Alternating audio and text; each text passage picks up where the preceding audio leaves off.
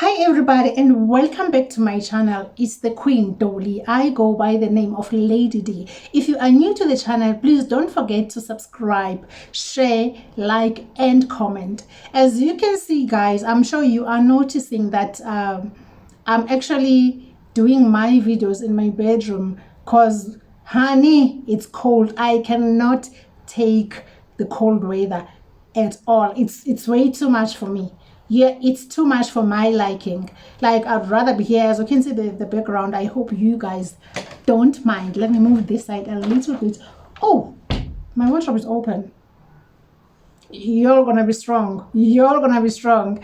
So today we are not starting on a positive note. Losing someone is something that nobody can get used to. Your loved one, it doesn't matter if it's your friend, it's your brother, your mother, whoever is close to you, but losing that person is something that is so not good. You don't get used to such pain. So speaking of losing someone, we're speaking of Uluzuko Nteleko, who actually passed away. We heard the news this morning from the sister. She announced that and confirmed that Luzuko is now gone. And it took people by surprise. People were shocked. People who don't know Luzuko was on Zone 14, right?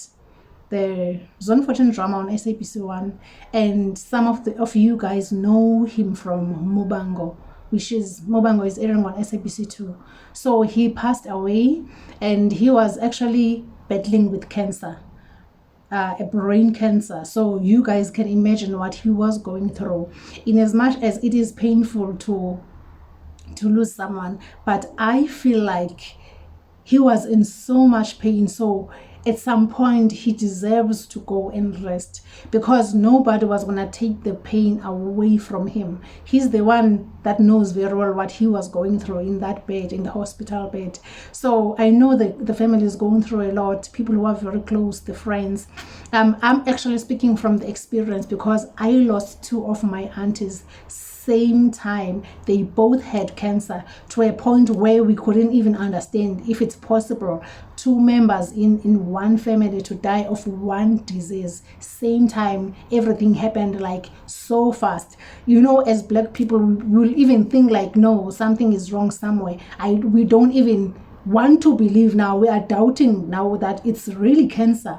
If it's cancer, how come at least one person? Then even though it was going to be painful, maybe we would understand. But for two coffins, and it's so not nice. I can relate. I know. I was so traumatized. I went through so much. I lost weight.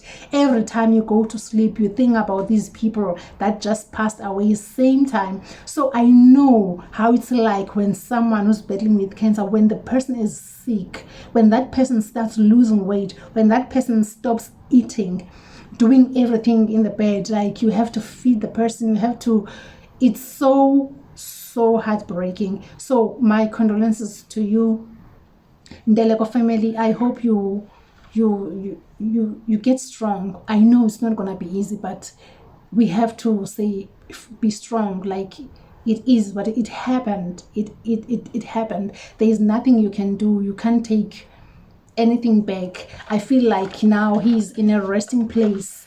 He is looking down at you guys, hoping that you could stop crying, because I feel like he's saying, you saw me struggling, you saw me in so much pain, so allow me to rest.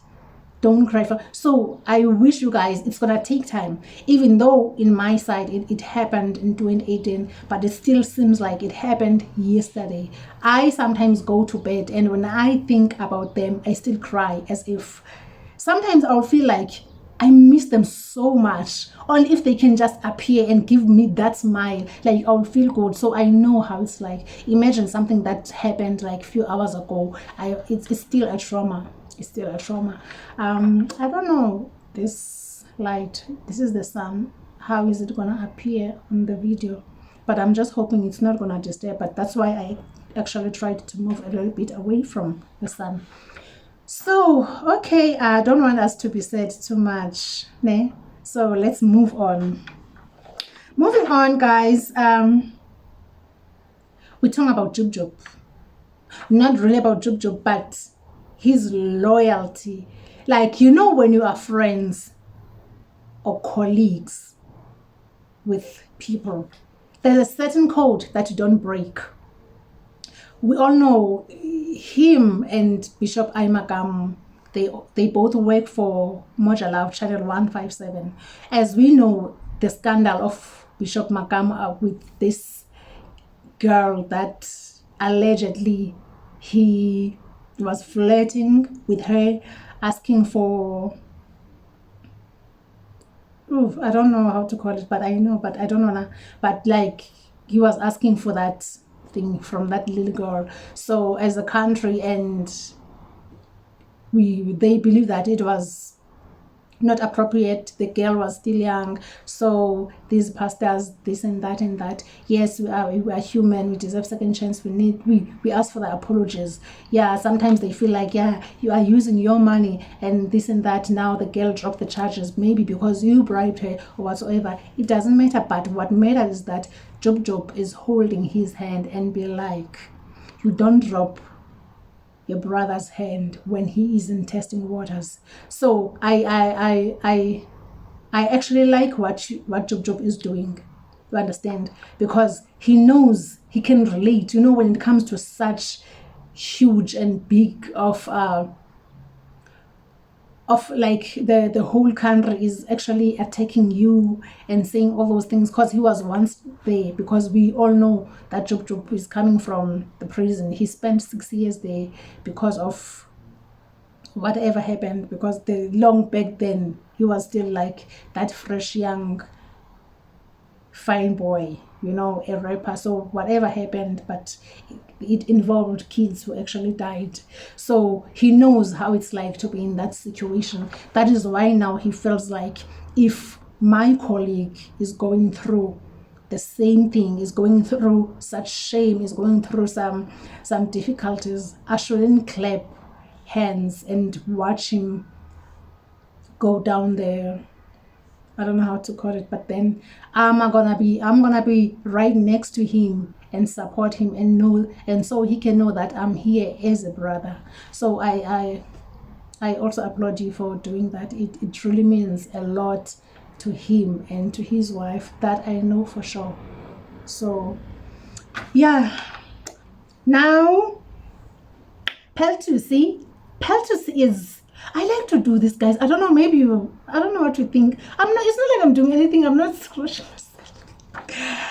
Okay, moving on. Peltus is suing Metro FM for ignoring the accusations of sexual harassment. I did a video last time of Pel being sexually harassed by the male colleague in the station, and then she felt like the station didn't even take much responsibility of what happened. So now she's going through with them. Hey, girl, I'm not saying what happened was right, but I wish you get that money. Get that money, girl. Sue them. You deserve to be happy. You deserve that. They mustn't take advantage of women. We are tired of that. We are sick and tired of that. So, Pearl, do what you have to do, because it seems like this thing is continuing. It's not gonna stop. It's because there are still young girls who still gonna go there and work there. So they still gonna do the same thing and make them feel uncomfortable in order for them to get this job or to keep this job. Okay, I must end up sleeping with this guy, or I must end up doing this thing that I don't feel comfortable with, but just in order to keep my job. Enough is enough. We are tired of such. Girl, do what you have to do. Bonang Matebo. Queen Bee. The bee force. The queen. She's living her life. You know this life. This life is so sweet. But not to everybody, not to all of us. I don't know. That's why yesterday I was having a conversation with this person. I said to the person, me, I think next time, if there's gonna be a next world whatsoever, next time, please, I must be born somewhere else. Like, I'm tired of this struggle, because I feel like maybe if I was born somewhere else in another country, maybe I would have been something better, owning my businesses. You understand? So B is living a good life overseas in New York. She posts like she is happy, she is glowing. You can see that she doesn't need anybody's money or whatsoever, or love whatsoever. She's doing her own thing, and we all know that B is very intelligent, she's smart, she's business wise, so she's pushing her thing there. She didn't go there just for vacation or for birthday, for the sake of being in New York. We know she travels all over the world, she's got money to do that. So girl, well done, well done. Last but not least, Big Zulu. No Kavela, no Jim. That's how I'm putting it. Because like he posted on his Instagram, he was like, you know.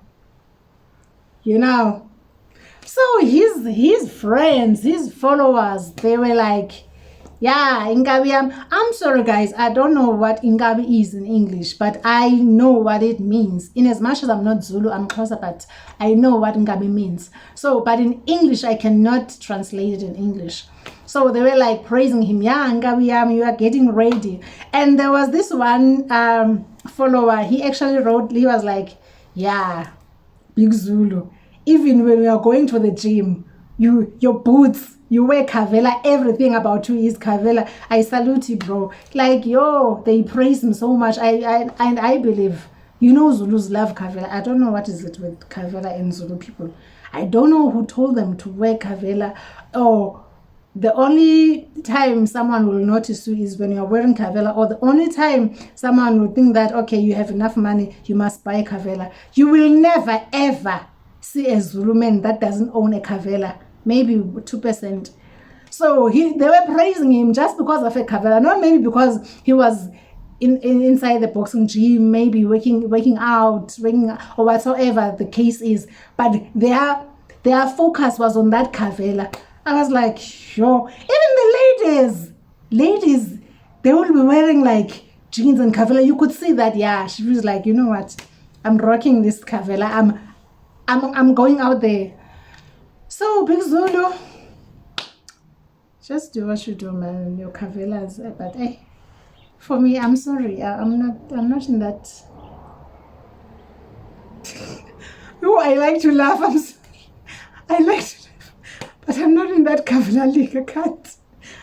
I can't see myself like rocking. Nah, man. I don't care how much it is.